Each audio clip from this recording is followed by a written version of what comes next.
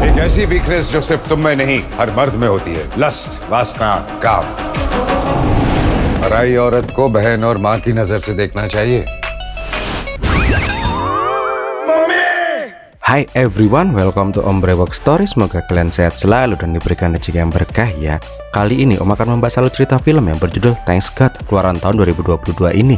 Film ini mengisahkan tentang seorang cowok egois, serakah, nyebelin, pelit, suka ngutang kalau ditagih tarsok mulu, harus mati karena kecelakaan mobil. Ketika sadar dia udah berada di akhirat, tapi anehnya dia malah mau diberi kesempatan kedua dari malaikat untuk keluar dari neraka bila dia bisa membuktikan kalau dia itu orang yang baik. Tapi bangkenya, ini orang emang dasarnya emang bangke banget sih ya. Udahlah, nonton langsung aja Bumper Ombre Box Story.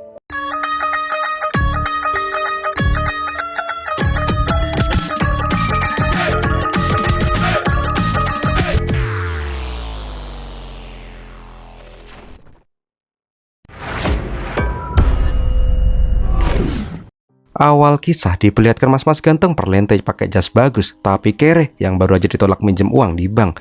Ternyata ini bukan pertama kalinya dia ditolak oleh bank, melainkan udah puluhan kali. Lah kok ngamuk mas?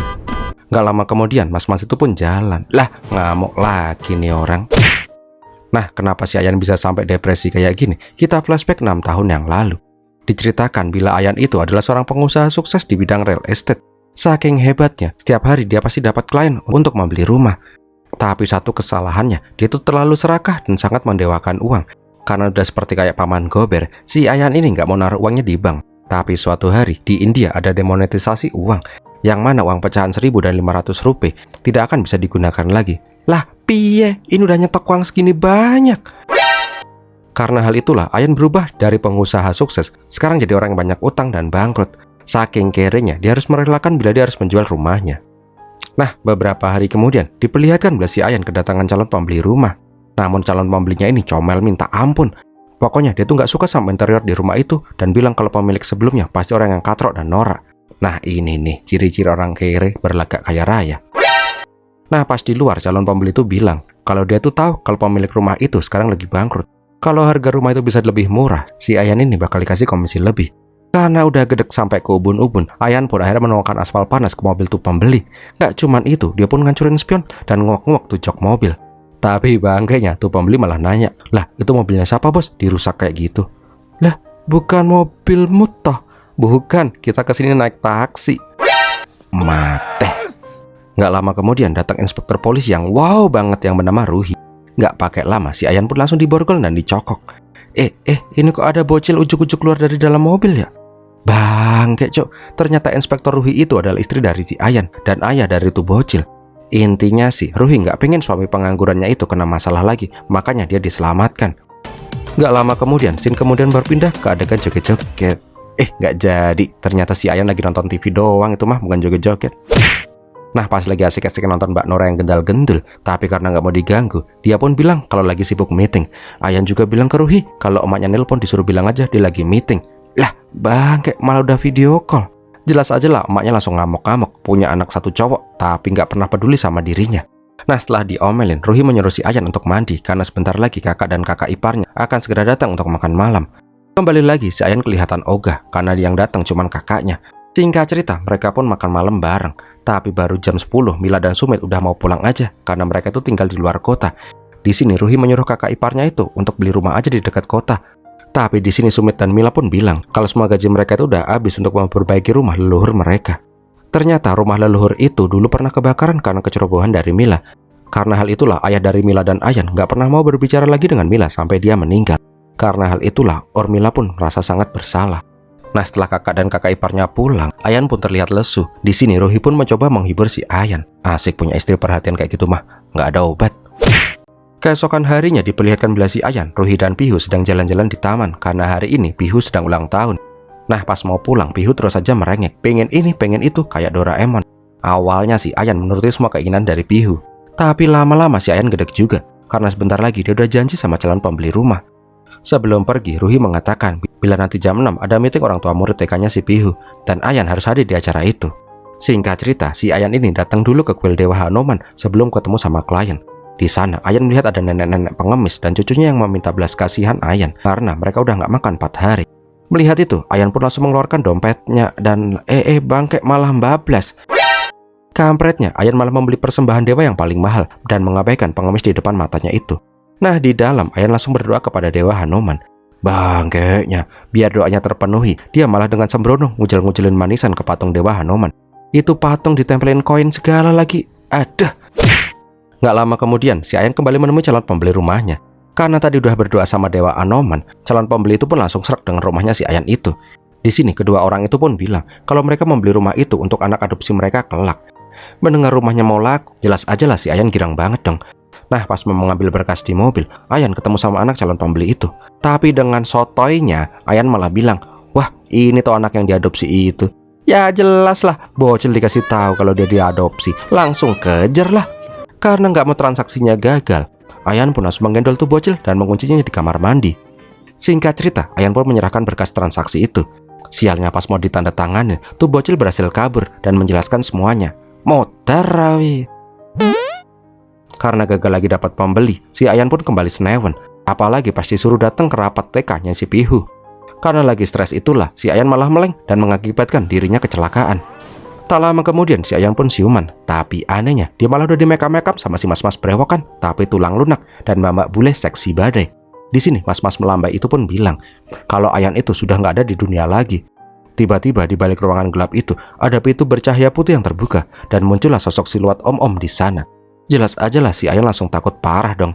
Apalagi pas om-om itu bilang welcome to heaven. Kekagetan Ayan nggak cuma di situ aja. Tiba-tiba ruangan gelap itu pun berubah menjadi sebuah aula besar. Nah, di sini om-om itu memerintahkan malaikat semok untuk melempar Ayan ke kursi panas. Gak lama kemudian, malaikat semok pun menunjukkan profil dari Ayan. Yang intinya si Ayan ini adalah cowok brengsek, nyebelin, serakah, gak tahu malu, ngacengan, pokoknya yang jelek-jelek semua ada di Ayan. Ayan jelas saja tambah bingung dong. Ini dia di mana ya? Dan siapa mereka semua? Nah, di sini om yang pakai kacamata itu bilang kalau dirinya adalah Citra Gupta, atau bisa juga kita sebut sebagai Tuhan. Biar singkat Cipta Gupta ini kita panggil CG aja ya. Nah, sedangkan om brewokan botak melambai tulang lunak itu adalah Yamdut atau Dewa Kematian. Ayan yang gak percayalah melihat itu. Wong semua kelihatan perlente kayak gitu kok. Tiba-tiba CG langsung berubah ke wujud mode kuno. Intinya sih CG bilang kalau Ayan sekarang lagi transit ke surga. Saat ini Ayan sedang di fase hidup atau mati alias koma. Diperlihatkan bila di dunia Ayan sedang dioperasi karena kecelakaannya.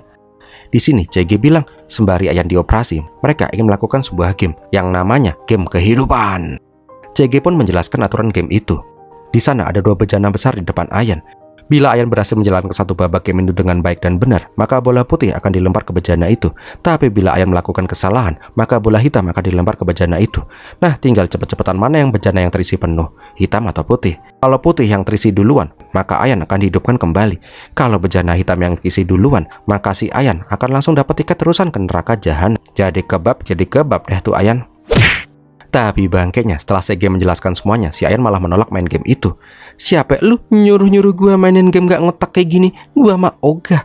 Tapi tiba-tiba ruangan itu berubah menjadi api neraka dan CG pun berubah menjadi iblis penjaga neraka. CG pun bilang, kalau gak mau main game ya udah, langsung aja deh registrasi ke neraka. Setelah itu bangkai malah kipasan. Singkat cerita, babak pertama pun dimulai. Kelemahan pertama Ayan, temperamental dan cerdak seruduk. Di sini Ayan disuruh membayangkan dia lagi pelesiran di sebuah pantai yang indah. Tiba-tiba juga si Ruhi udah berada di depan matanya. Ternyata si Ayan itu dibawa flashback ke zaman dia lagi honeymoon sama si Ruhi. Bedanya saat ini Ayan sadar kalau dirinya lagi ikut kuis. Singkat cerita, ini pasangan pengantin baru pun romantis-romantisan. Nggak lama kemudian diperlihatkan bila si Ayan mau balik ke kamar untuk menyusul si Ruhi. Dia udah nggak sabar segede papap kayaknya. Tapi bangkainya pas Ayan lagi mau naik lift, ada om-om nggak jelas ngebacot di telepon sampai ngalangin pintu lift. Pokoknya setelah praketek itu selesai, om itu pun masih aja ngebual sama si Ayan. Tapi ini orang emang nyebelin banget. Dia mencet tombol lantai lift yang berbeda-beda. Ya jelas aja lah Ayan yang emang gampang temperamental ini langsung ngamuk dong. Dan udah pastilah mencak-mencak sama nih orang. Alhasil ributlah mereka. Kok CG. Di sini Ayan pun gagal dalam ronde pertama. Tapi si Ayan jelas saja nggak terima karena Mas itu emang nyebelin banget. Siapa juga yang nggak sebel kalau digituin. Di sini CG menunjukkan sebuah titik hitam di layar putih. Ayan disuruh menebak apakah itu. Dengan pedenya Ayan bilang kalau itu adalah sebuah titik hitam. Nah, itulah kesalahan si Ayan. Dia nggak bisa melihat layar putih segede gaban, tapi malah melihat sebuah titik hitam yang kecilnya kayak upil. Intinya, Ayan itu selalu memandang sesuatu dari jeleknya aja, tapi malah menghiraukan kebaikan di sekitarnya. Karena gagal di game pertama itu, semua penonton pun langsung menimpukin bejana dengan bola hitam. Sekarang ronde kedua. Kelemahan kedua Ayan, kerakusan, keserakahan, dan ketamakan. Di sini Sege berkata, dulu itu ayah Ayan itu adalah seorang profesor biologi, tapi karena ketamakan si Ayan, hasil penelitian ayahnya yang selama bertahun-tahun malah dijual ke temannya yang buat skripsi kedokteran demi uang 2.000 rupiah. Di sini Ayan jelas saja menyangkal. Dia tuh bilang kalau babanya itu pelit dan gak pernah ngasih dia uang, makanya dia melakukan itu. Di sini Ayan dengan pedenya bilang kalau teman yang bernama Gupta itu paling gak akan lulus kuliah kedokteran. Wong IQ-nya aja jongkok, jadi gak ada yang bakal dirugikan. Tapi sialnya saat ini Gupta adalah dokter yang menjalankan operasinya si Ayan. Karena lulusnya aja curang, sekarang si Gupta ini jadi dokter kearbitan. Tangannya pun gemeteran dan pusing pas ngeliat darah. Ya udah deh, wassalam ini mah. Tapi tenang, CG bilang Ayan itu akan tetap hidup bila bola putih memenuhi bejana. Nah di sini game kedua pun dimulai. CG bilang kalau 5 tahun yang lalu ada pasangan lansia yang sedang membutuhkan uang, dan satu-satunya aset yang mereka punya adalah sebuah rumah di kawasan yang sekarang jadi kawasan elit. Namun ada broker nakal yang menipu pasangan itu dengan menjualkan dengan harga yang sangat murah. Di sini tugas Ayan adalah gimana pun caranya agar Ayan bisa meyakinkan broker nakal itu untuk membeli rumah pasangan lansia itu dengan harga yang wajar. Bentar, HP di surga itu transparan. Adalah intinya si Ayan itu mencoba melobi broker itu untuk mengembalikan kerugian dari pasangan lansia itu. Tapi sayangnya Ayan gagal. Di sini Ayan gak terima karena yang salah itu adalah broker bangke. Seharusnya tuh broker yang mendapatkan bola hitam. Tapi tiba-tiba bola hitam kembali mengisi bejana neraka. Ternyata orang yang diajak ngobrol Ayan barusan itu adalah Ayan di masa lalu. Oh alah, bangke, si Ayan ini toh yang jadi broker yang menipu pasangan lansia itu. Lanjut ke ronde ketiga. Kelemahan Ayan ketiga, cemburuan. Nah di sini Ayan pun menyangkal bila dia itu nggak cemburuan. Yakin bos, istrimu cantik badai loh ya. Tapi dengan pedenya Ayan bilang dia nggak akan kalah di ronde ini. Tapi tiba-tiba mak bedundu, Ayan pun udah berada di dapur rumahnya. Nah pas si Ruhi datang dan bilang ingin ngomong sesuatu, Ayan pun langsung menyela. Dia bilang kalau dia tuh nggak akan cemburuan, dia nggak akan marah kalaupun si Ruhi selingkuh sama cowok lain. Dan di sini pun Ayan merasa udah menang. Tapi bukan itu yang ingin Ruhi bahas. Dia bilang kalau kemarin itu Ruhi diam-diam mendaftarkan diri, ikut ujian jadi inspektur kepala. Dan tanpa diduga, Ruhi pun lolos dan langsung jadi Kapolres. Mendengar itu, Ayan pun langsung berubah. Ternyata dari dulu, impian Ayan itu adalah jadi polisi. Bahkan dulu, Ayan mengajak Ruhi daftar bareng jadi polisi. Tapi takdir berkata lain, Ayan gak lolos polisi, sedangkan si Ruhi malah lolos dan karirnya pun sukses jaya. Jelas aja lah Ayan ngamuk-ngamuk karena keberhasilan istrinya itu. Ya jelas aja lah si Ayan langsung gagal lagi. Karena hal itulah penonton pun langsung melemparkan bola hitam. Di sini Ayan protes kenapa dia kalah. Kan dia nggak cemburu sama si Ruhi. Tapi Sege bilang kalau cemburu itu bukan hanya soal cinta, tapi cemburu tentang keberhasilan juga. Ayan cemburu karena istrinya bisa mencapai apa yang nggak bisa dicapai oleh Ayan. Kembali lagi si Ayan nggak terima. Dia bilang kalau dia jadi polisi seperti Ruhi, maka dia akan jauh lebih hebat daripada si Ruhi. Namanya akan terkenal sebagai polisi terbaik seperti Singham. Wow. Karena menganggap dirinya sebagai Singham, Sege pun memberikan sebuah tantangan. Kalau beneran Ayan jadi polisi dan menyelesaikan kasus lebih baik daripada Ruhi, maka hadiahnya bola putih akan dikali 2. Tapi kalau kalah, sebaliknya bola hitam juga akan dikali 2. Ayan yang pede ini pun langsung mengiyakan tantangan dari Sege. Singkat cerita, si Ayan pun diubah jadi seorang inspektur. Intinya sih, di sana lagi ada penyanderaan di sebuah bank. Dengan so yes, Ayan pun langsung masuk ke dalam bank itu, seperti Singham. Wow. Di sini dengan gagah berani, dia pun langsung menodongkan pistol ke penjahat yang menyandera polisi. Bangkainya langsung nembak, salah sasaran lagi. Menembak lagi. Bos, bisa nembak gak sih? Lihat tuh tangan tuh polisi sampai kepleh-kepleh. Di sini officer Raju pun bilang, dan kalau mau nembak tuh penjahat nggak kena-kena, coba niatin nembak dagu. Siapa tahu kena penjahatnya. Bangke cok, kenapa gue lagi yang kena tembak? Hancur udah masa depan gue, kantong menyan hilang, netes deh tuh telur. Jelas aja lah si Ayan diketawain semua penonton dong. Tapi kancutnya, ini orang nggak pernah mau kalah. Kalau kejadian itu nggak rasional, mana ada polisi yang bisa menangani kasus kayak gitu? Paling cuma di film-film. Tapi di sini Sege langsung menunjukkan sebuah flashback. Ternyata kejadian itu adalah kejadian yang pernah dialami oleh si Ruhi. Intinya sih sama kayak tadi, tapi di sini Ruhi mengamati dengan seksama penjahat itu. Singkat cerita, Ruhi mengetahui bila penjahat itu adalah single parent dan dia punya seorang anak bernama Jason. Dan saat ini Jason sedang sakit keras dan butuh uang. Dari mana Ruhi tahu nama Jason? Dari tatonya. Jason sakit keras karena ada tagihan rumah sakit yang nyempil di saku. Single parent karena ada bekas cincin di tangan penjahat yang masih baru. Dengan pendekatan secara personal, Ruhi pun berhasil mengamankan situasi. Tapi bukannya menangkap Pak penjahat, dia pun malah bilang ke semua orang di bank itu kalau kondisi ekonomi sulitlah yang membuat seorang ayah rela melakukan apapun demi anak tercintanya. Di luar dugaan, karena omongan Ruhi itulah, para sandera di sana malah pada patungan memberikan uang ke pak penjahat untuk biaya rumah sakit anaknya. Melihat itu, Ayan pun hanya bisa terdiam. Sege pun mengatakan, jadi polisi bukan sekedar gaya-gayaan, apalagi cuma buat nge-DM perawat atau bidan. Halo dek, salam kenal. Intinya sih, polisi itu mengayomi masyarakat. Oke lanjut, karena kekalahan Ayan secara terus-menerus, bejana neraka pun udah hampir penuh. Tinggal sekali lagi kalah, Ayan pun langsung COD dengan api neraka jahanam. Nah pas mau mulai ke game keempat, tiba-tiba Sege mendapat telepon dari Dewa Hanoman. Di sini Sege nggak tahu kalau Ayan itu adalah penyembah Dewa Hanoman. Jelas aja lah melihat Sege yang gugup ditelepon sama Dewa Hanoman, si Ayan pun langsung sombong karena dia tuh yakin Dewa Hanoman akan membela dirinya. Wong kemarin udah ngasih manisan, bener aja Sege langsung berubah. Dia pun bilang ke Yamdut untuk memperlakukan Ayan seperti dia memperlakukan Dewa Hanoman. Tapi bangkeknya, si Ayan malah dimandiin, terus ditempelin koin, terus dijejelin manisan. Jelas aja lah Ayan ngamuk. Di sini Sege bilang, itulah yang dilakukan Ayan selama ini pada Dewa Hanoman. Ayan mencoba menyogok Dewa Hanoman dengan manisan, tapi Ayan gak pernah sadar dari ajaran Dewa Hanoman. Sege bilang, bila yang selama ini Ayan sembah hanyalah sebuah patung, sebuah berhala. Tapi Ayan lupa, bila Dewa Hanoman mengajarkan belas asih dan kasih sayang sesama manusia. Gak lama kemudian, Ayan diperlihatkan nenek pengemis yang sebelumnya. Ternyata 4 hari setelah bertemu dengan Ayan tempo hari, nenek itu mati karena kelaparan. Ayan lebih memilih memberi sebuah persembahan ke sebuah patung, tapi menghiraukan orang yang sangat membutuhkan. Sege juga mengatakan, bila Ayan bisa sampai di sini, itu karena karma buruk yang Ayan perbuat. Karena kematian nenek pengemis itu, jalan pun jadi macet.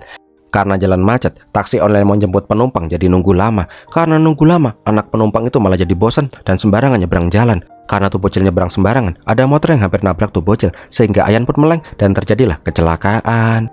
Jadi secara nggak langsung, bila Ayan dulu ngasih makan tuh nenek, Ayan nggak akan mati seperti sekarang. Di sini Ayan hanya bisa terdiam karena nggak bisa bilang apa-apa lagi. Singkat cerita, game keempat pun dimulai. Kali ini Sege memberikan sebuah alat bantu, yaitu garis kehidupan. Jadi kalau Ayan butuh bantuan, Ayan bisa menggunakan garis bantuan. Tapi konsekuensinya, Ayan akan dapat 5 bola hitam. Di sini kelemahan Ayan keempat, tidak tahu terima kasih dan tidak peka. Sege mengatakan bila Ayan telah menyia-nyiakan cinta pertamanya. Ayan jelas saja bingung loh, karena dia lupa siapa cinta pertamanya. Laksmi, Lanika, Santi, Prorjo, Suryono, sopo cuk. Tapi tiba-tiba Ayan langsung dilempar ke depan ibunya. Oh iya bener, cinta pertama seorang anak tuh pasti ibunya ya. Nah di sini emaknya pun nyap-nyap terus ke Ayan karena Ayan itu cuek banget. Setiap Ayan WA nggak pernah dibales, ditanyain kabar nggak pernah ngabarin, ngirim duit aja kagak pernah. Tapi pas Ayan mau ngebual lagi, TV berubah jadi CG. Nah di sini emak mau ngupas mangga untuk si Ayan dan memberikan dagingnya, sedangkan emak makan biji mangga sampai selilitan. Ayan jelas aja langsung ilfil dong, ngeliat emaknya ngelamutin biji mangga kayak gitu.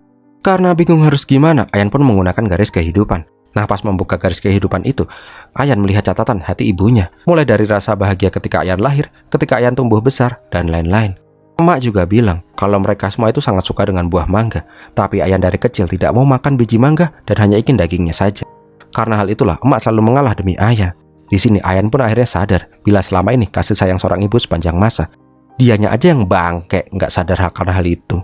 Karena sekarang Ayan sudah sadar, dia pun meminta maaf dan memakan biji mangga bareng dengan ibunya. Asik. Akhirnya untuk pertama kalinya Ayan pun berhasil memenangkan game itu. Singkat cerita kita masuk ke babak kelima. Kelemahan Ayan kelima adalah hawa nafsu. Ujuk-ujuk Ayan dilempar ke sebuah pesta gitu. Bangke bikin kaget aja Sege toh. Di sini Sege pun bilang kalau dirinya saat ini akan jadi garis kehidupan. Jadi kalau Ayan butuh bantuan, dia akan membantu Ayan. Tapi balasannya 10 bola hitam. Ayan jelas saja menolak karena dia yakin dia nggak akan tergoda oleh hawa nafsu apapun. Namun pas melihat ada cewek bohai nenen gede super ginu-ginu, Ayan pun langsung ngecas. Om aja ngecas. Di sini dia pun setuju menggunakan garis kehidupan buat jaga-jaga. Singkat cerita, si Ayan pun pengen kenalan dengan Mbak Nora dengan bantuan CG tentunya. BTW, kita belum jogetnya dari tadi.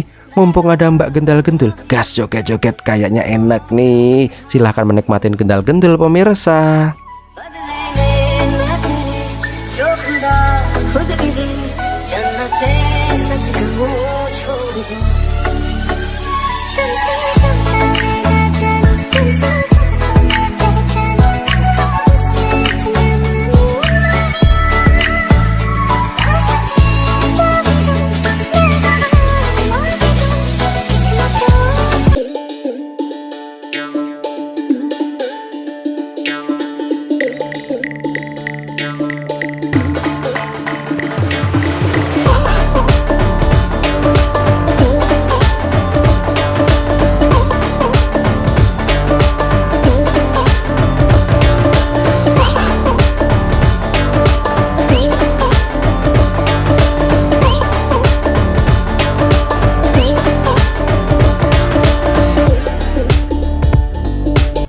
Singkat cerita, Ayan dan Mbak Nora pun udah bisa deket dan pengen skide papap.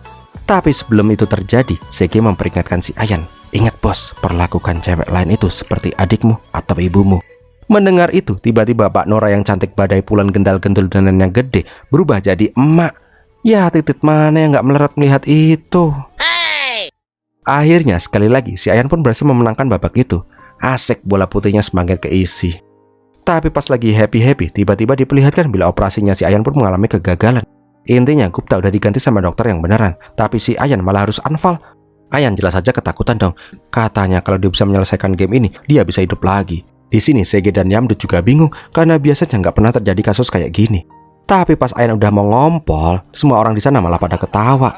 Prank! Oh bangke, om kirain beneran. Ayan jelas aja ngamuk-ngamuk dong. Di situasi kayak gini dibohongin sama CG. Ingat bos, lu tuh Tuhan. Masa ngebohongin makhluk lemah kayak gue?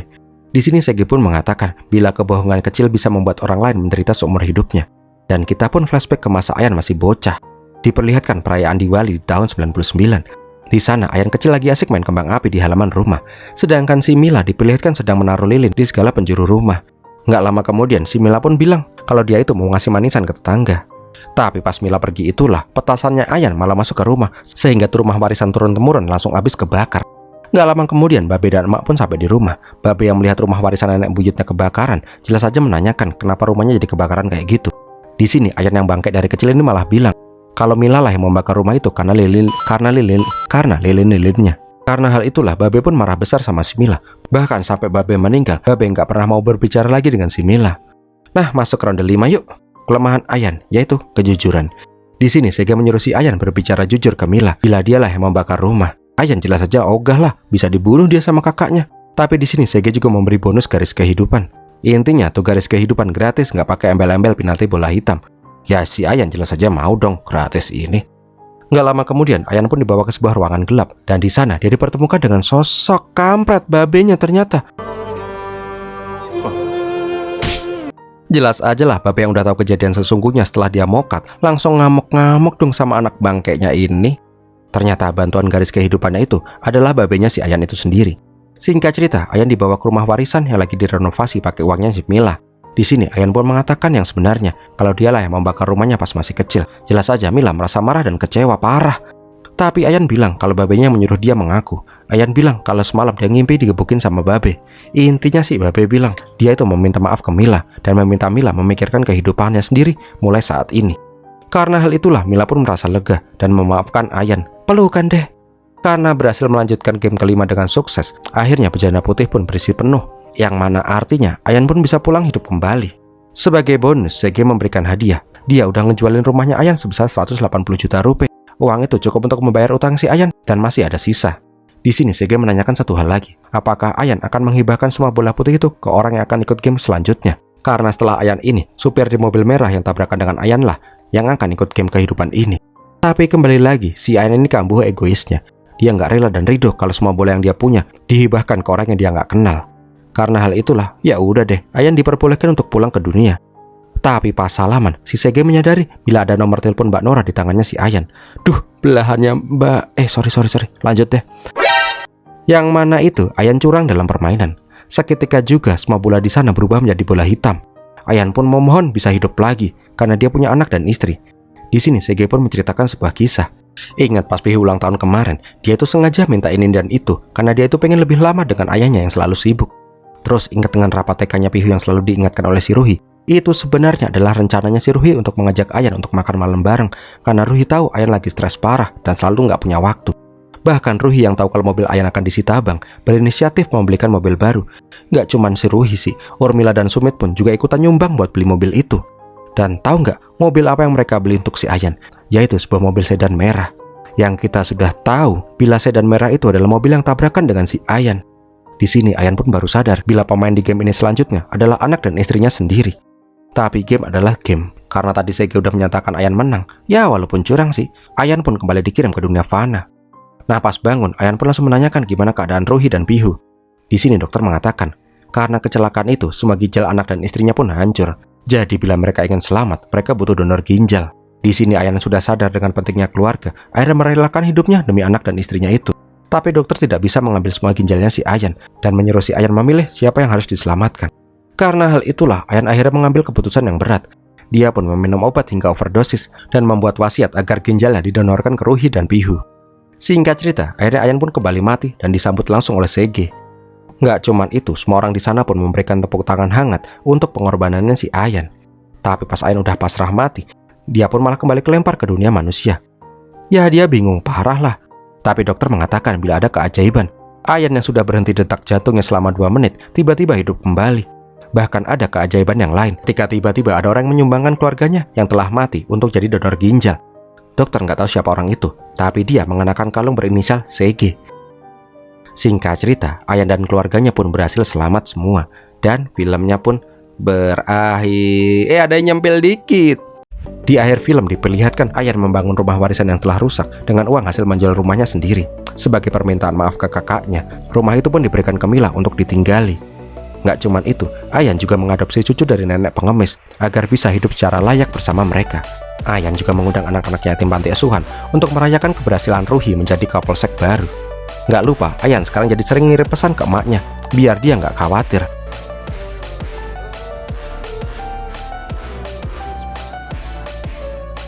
Dan yang lebih penting, Ayan membantu pasangan lansia yang pernah dia tipu untuk mendapatkan rumahnya kembali. Dan tamat deh. Wow, gimana film ini sob? Dari film ini Om banyak belajar. Kalau selama ini Om masih banyak salah dan kekurangan. Mohon maaf ya teman-teman kalau Om pernah menyinggung kalian. So gitu dulu aja ya, udah kepanjangan juga nih video. Terima kasih sudah menonton dan biar milatihin.